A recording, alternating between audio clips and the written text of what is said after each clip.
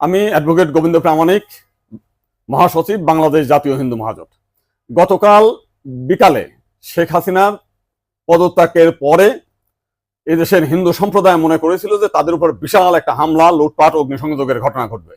কিন্তু গতকাল বিকালেই বিএনপি এবং জামাতের নেতারা তাদের নেতৃবৃন্দকে হিন্দুদের বাড়িতে হামলা, লুটপাট, অগ্নিসংযোগ যাতে না হয় এবং প্রত্যেক মন্দিরে যাতে পাহারা দেয় সেই ব্যবস্থা করার নির্দেশ দেয়। এবং গতকাল থেকে আমরা দেখেছি সেই পাহারা দিয়েছে।